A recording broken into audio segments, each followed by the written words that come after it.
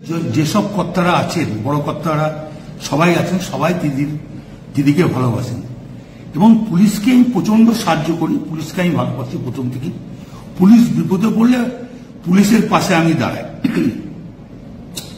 পুলিশকে গাল দেওয়ার কথা আমি কোনদিন ভাবতেই পারি না। পুলিশকে গাল কেউ যদি দেয় আমি তাকে অপমান করি, এটা আমার বরাবরকার স্বভাব। এবং পুলিশের যখনই যে কোনো এসপি হোক, এসডিপিও হোক, অ্যাডিশনাল এসপি হোক, যারা আমাকে যখনই যা বলেছে যে এটা দেখে দিন, আমি দেখে দিয়েছি। পুলিশের পাশে সবসময় লোক দিয়ে যেমন করে হোক আমি তার কোনো ঝগড়াঝাটি করতে দিই না।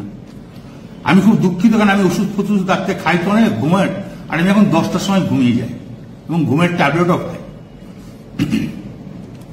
সেই সময় ঘুমটা ভেঙেছে। নুরুল যে ছেলেটা আমাদের খুব ঘি দেওয়ার খুব ভালো ছেলে, ওর বাবা বলতো আমাদের দল করতো, বাবার করার পর ও দল করে, খুব নিরীহ ছেলে, ভালো ছেলে। ওকে যখন শুনি যে মেরে পাহাড় ভেঙে দিয়েছে, আমার মনটা খুব খারাপ। আমি আইসিকে আমিও বলেছি, চাঁদু ফোন করে বলেছে যে আপনি তাড়াতাড়ি জানকে অন্তত ছেলেটাকে আজ হসপিটালাইজ করুন। তো উনি আমার কাছে অন্য ধরনের কথা বলেছে, সেটা আমি আর বলতে রাজি নয়। তখন আমি নিজের রাগ সামালতে পারিনি, এটা স্বাভাবিক আমি বলেছি। এর জন্য আমি দুঃখিত, আমি ক্ষমা প্রার্থী। যদি এটা যদি স্বাভাবিক আমার মুখ থেকে এই কথাটা বেরোনো উচিত নয়, তার জন্য আমি দুঃখিত এবং ক্ষমা।